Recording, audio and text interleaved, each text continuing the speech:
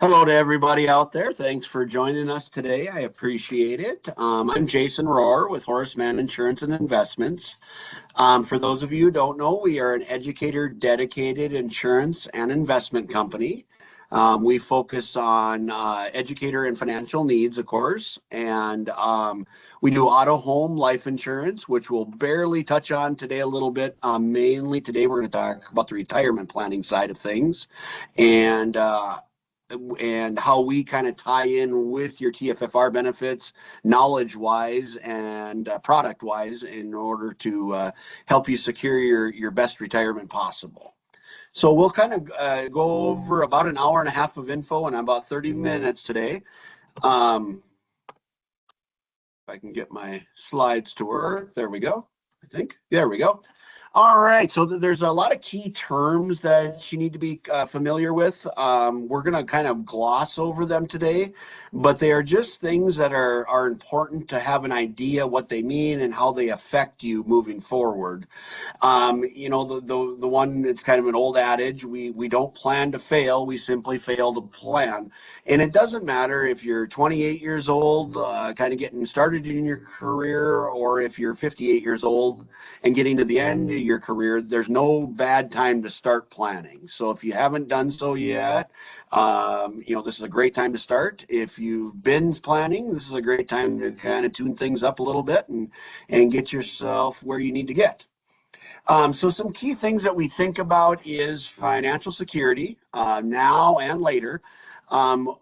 So we talk about how you can accumulate your assets today, how you can protect your assets today.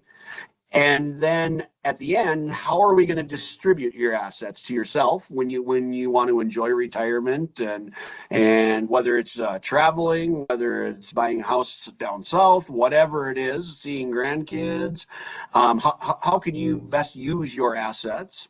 And then, a lot of people get to a point in life where they don't use up all their assets. How do I transfer my assets?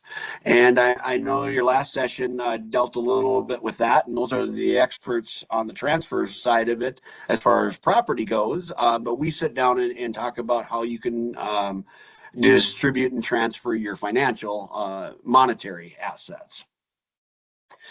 Basic threats that you're going to need to know going into retirement are, do you have a spouse that works?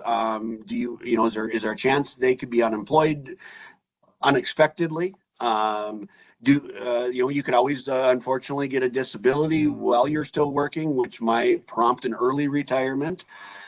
Very important to check your school's disability plan. Make sure they have one in place, number one, and then understand it, number two, to make sure that if I have a long-term illness or a long-term injury that doesn't allow me to work, what will my new paycheck kind of look like, moving forward? And that's real important that the long-term disability is taken care of.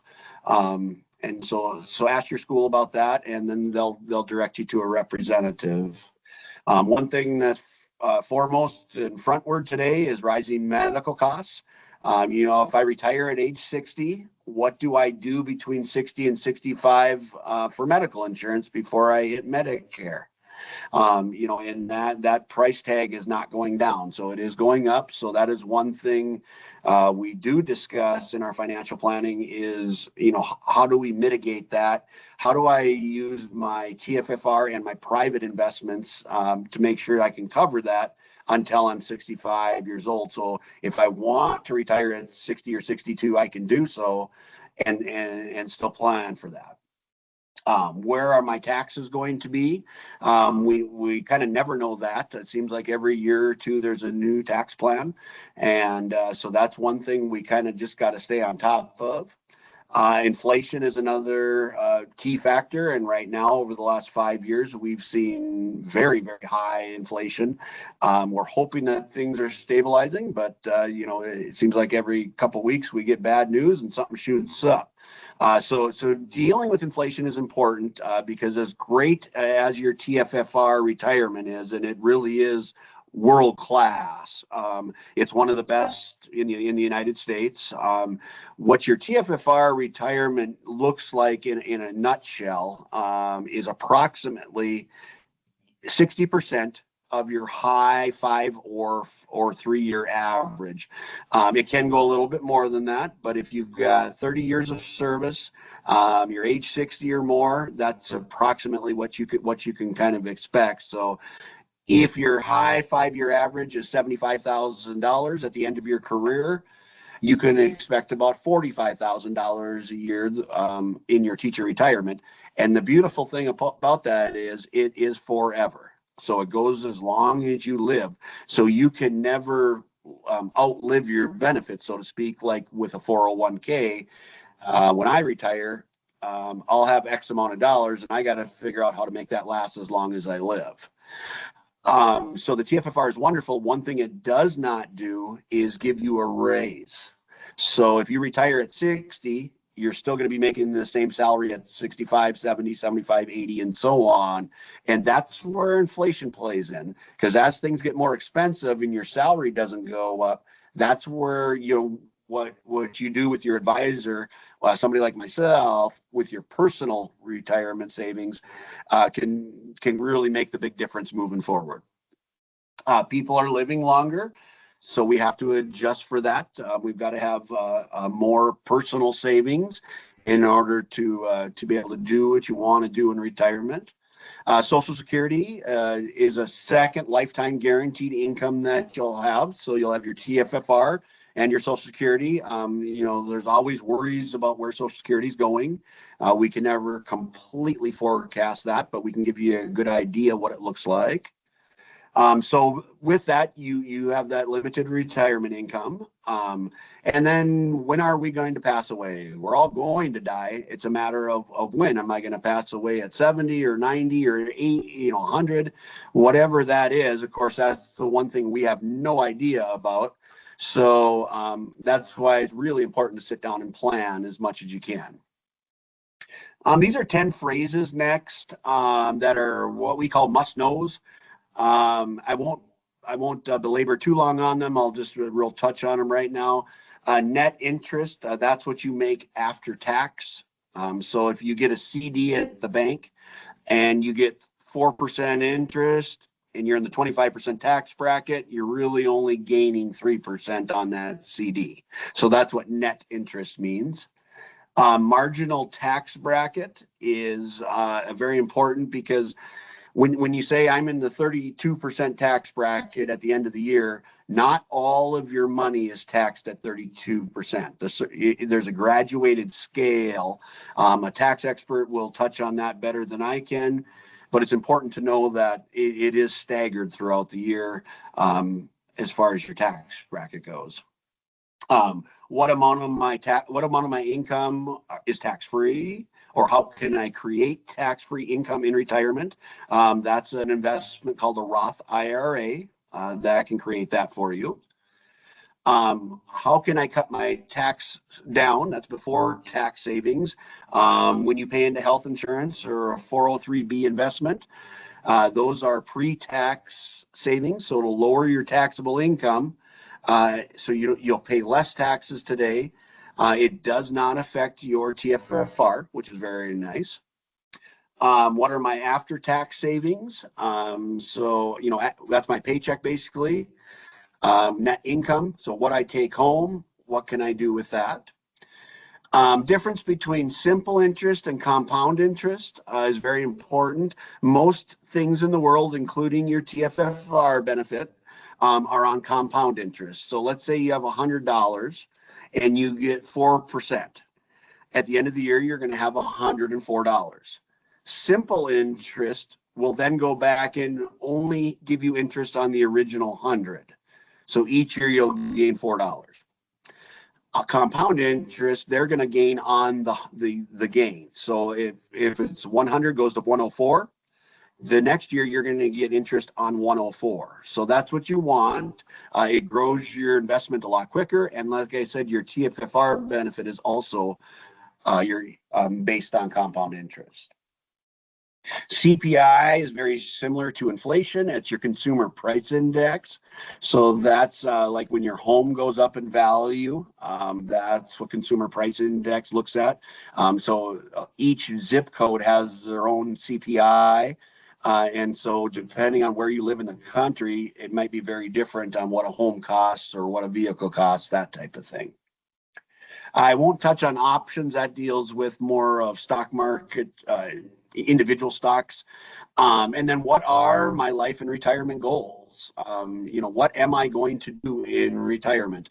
And, the question comes up quite often, well, how much money besides my TFFR and Social Security, how much money do I need to save myself in order to successfully retire? And that number is going to change drastically according to your life and retirement goals. Well, if you're going to be someone who's happy to garden here in Minot, or wherever you're at in North Dakota, and just kind of, relax and live life here, you're going to have a much different financial goal than somebody who wants to travel the world, live in Arizona half the year, that type of thing. So very, very important to not go off somebody else's advice, specify your advice to yourself. Right at the very end, we're going to talk about what the rule of 72 is. Your adjusted gross income on your taxes is once you take out your 403B and your health insurance and your TFFR, what is my taxable income? That's what that is. And then a very important term to know is defined benefit plan versus defined contribution plan. And that's regarding your retirement plan. You all with TFFR are on a defined benefit plan, meaning you're going to get that benefit as long as you live. Very, very crucial. Most people in the country are now on a defined contribution plan, which you call 401k.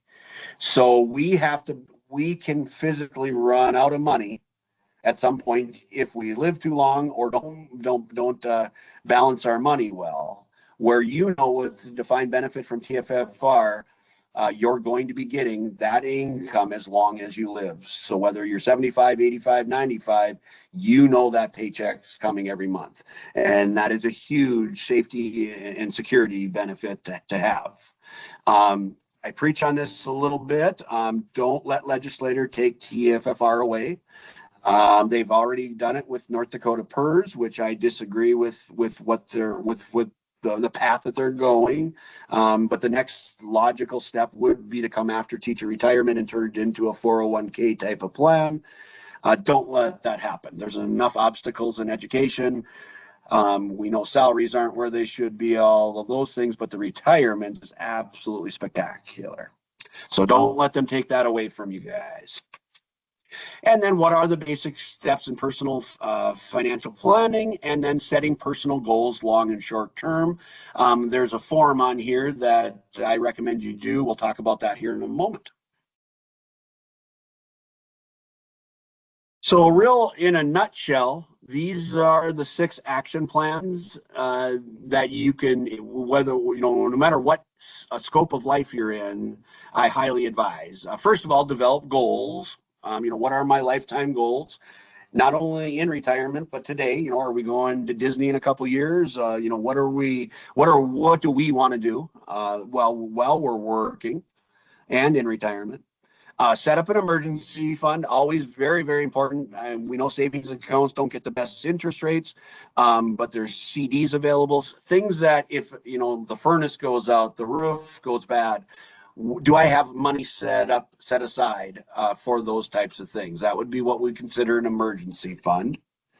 Have a power of attorney and a will to make sure, God forbid, if something horrible happens with my health or worse, I do have something in place so my family doesn't have to try to figure it out on the run. Analyze your present situation. What do we have net worth wise? That meaning, what do we own versus what we owe? And then what is our cash flow? Some people have a really high net worth and they own a lot of buildings and they own this and they own that, but they may not have a good cash flow out of them. So, how does that work back and forth? And then I think number 5 is really the most important. It kind of encompasses everything. Make a plan and commit to it. These are very obvious things, but spend less than you make. If you make $3,000 a month and you're spending $4,000 a month, that's not very tenable, is it? That means your credit cards are going to be skyrocketing, and you're going to really reduce what you can do later on in life and today. Pay yourself first. You work hard, emotionally and physically. Make sure you do enjoy your life first. Pay your bills, but then also, create that emergency fund. Do have fun in life, whatever that means to you, and enjoy it. Try to reduce your taxes today if you can. That's where a 403B is really nice. And why we say that is, generally speaking, most educators are in a higher tax bracket while they're working than in retirement. And that's a very general statement. We'd have to look at each one of you individually. But if you're in the 30% tax bracket today and do a 403B, you're saving that money at 30%, and then you'll pay it at, let's say, 12% in retirement. So that's where that is a benefit to you. So you save about 18% in that example on taxes over time. And then develop a budget and stick to it. The commitment is very, very important to that. And what I always say is, when I deal with people, either the Roth IRA or the 403B investment is, once you start doing it, where we take it out of your account once a month, whether it be $25 a month or $400 a month, whatever that is, or right out of your paycheck, once people start doing that, they rarely ever stop. And so once you commit to the goal, and then it just becomes part of your normal financial routine, it generally stays very, very good for you throughout time. Here's the sheet I noted earlier. What this does is, I recommend, if you're married, to do this separately, a husband and a wife, and then come together and see what it looks like, especially on the long range goals. I hit my wife with one here a few months ago about when we retire, about me wanting to maybe move down to the Carolinas or East Tennessee area, and she got the deer in the headlight look. So sometimes when you're looking at goals, you might not be the same.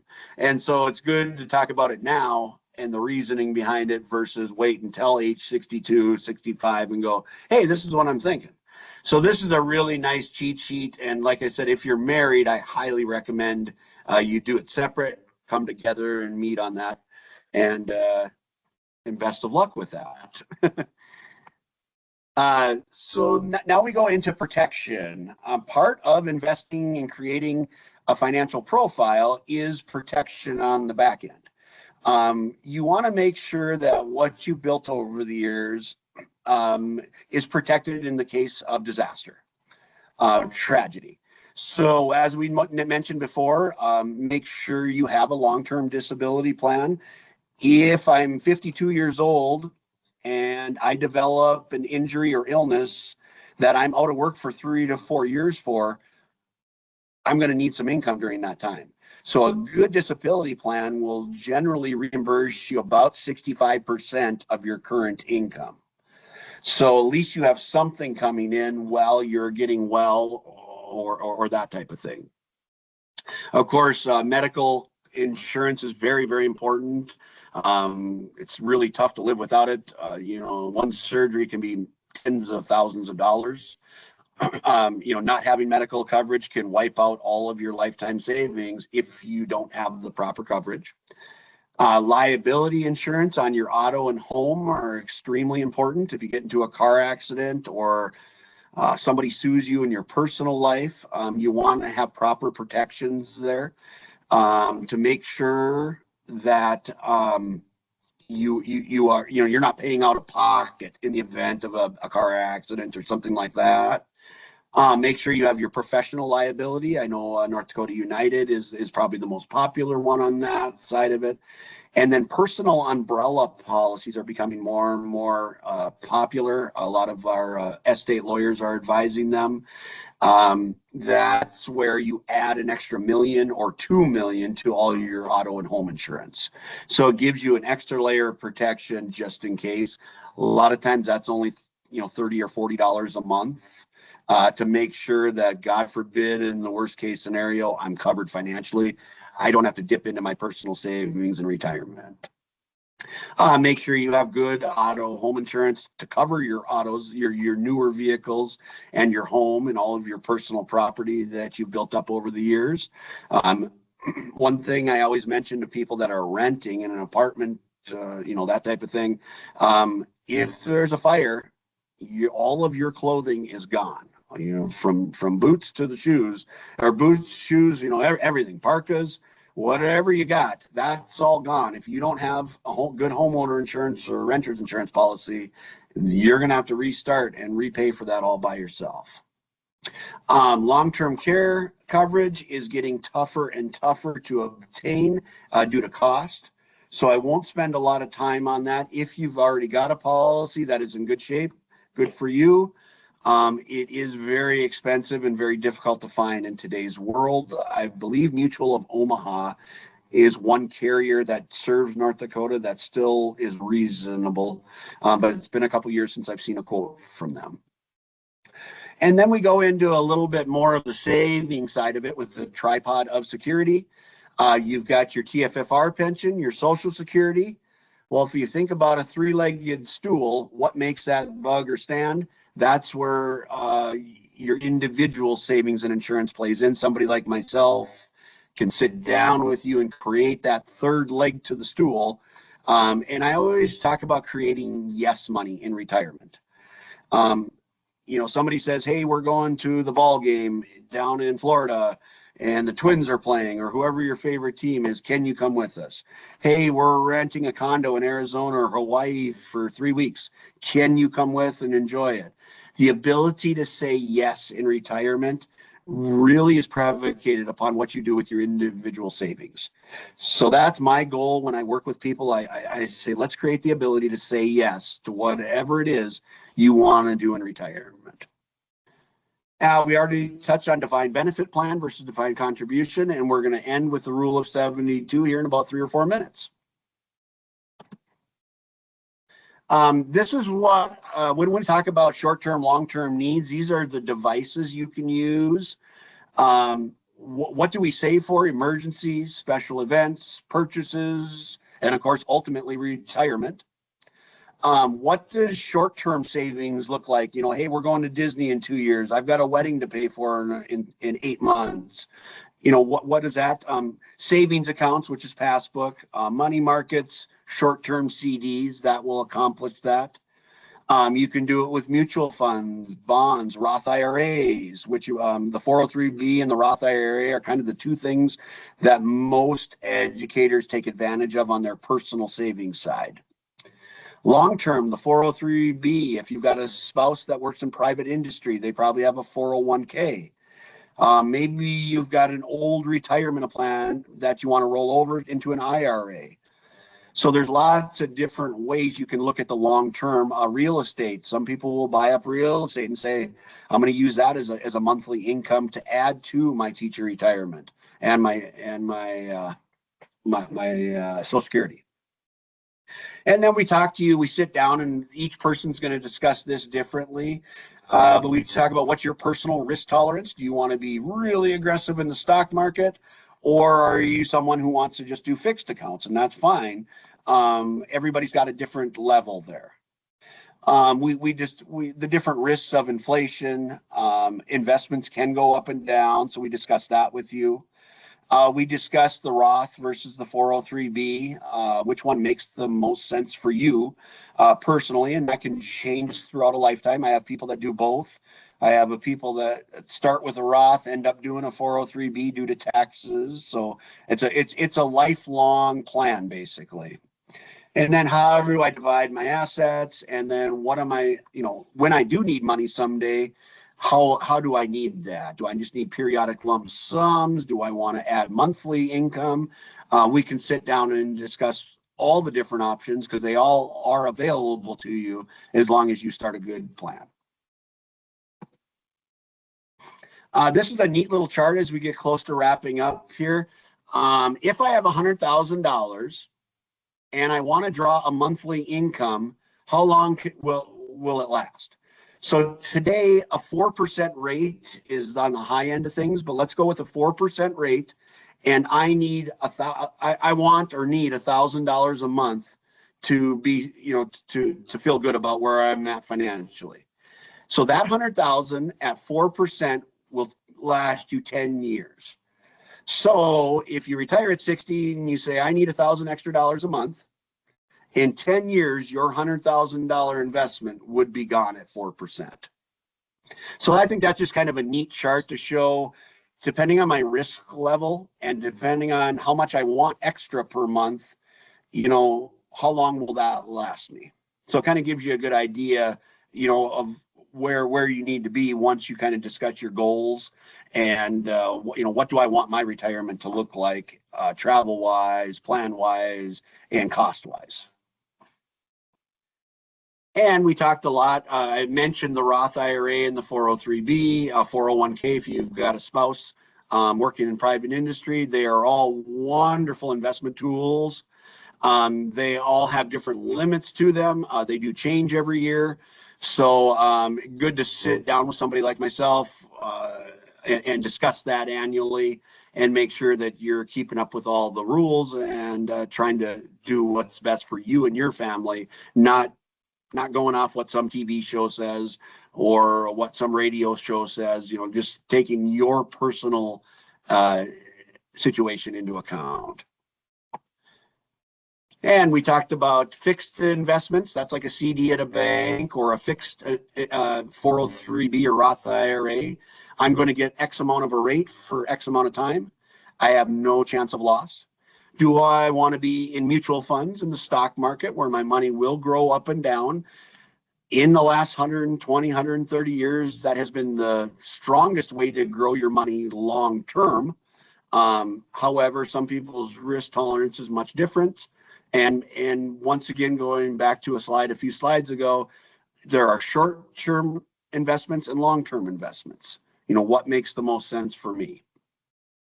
And then there's also index investments. They're a little bit more complicated, but they are an investment where you get some of the market rise, but when the market declines, you don't lose anything. They're a little bit more complicated and really need a long talk with your investment advisor. And then I'll end off here with the last minute of the rule of 72. So the rule of 72 is when I can expect my money to double. So if I'm 40 years old and I have $10,000 in my 403B and I get 7.2%. So 72 divided by 7.2 is every 10 years my money's going to double. So if you look there at age 40, I have 10,000. If I don't put any more in, I'm going to have 20, then 40, then 80. So every 10 years, my money is going to double if I get 7.2%. So that's just kind of a nice rule of thumb. The stock market mutual funds average about 8% every 10 years. So you can expect your money to double roughly every 9 years and retire, or using that formula. Now, a few years ago, savings account rates were really low. CDs were even very low. CDs were around 1%. So if you did a 10-year CD or a 5-year CD, your money was going to double every 72 years at that time. Now CD rates are up a little bit. Thank goodness investment rates are up a little bit. So it depends on current timing and that type of thing. Most investment companies like Horace Mann, whether you're doing a CD, a Roth IRA, or a 403B, we're right around 4% right now on our interest rates. Banks are a little bit less than that, but they do a little bit more short term, where we do a little bit more long term. So you guys just kind of balancing it and looking at it is really important. All right, my time is up today. I thank you very much for being with me. And thank you to the TFFR staff and crew for doing the wonderful work they do and taking care of all your financial well-being.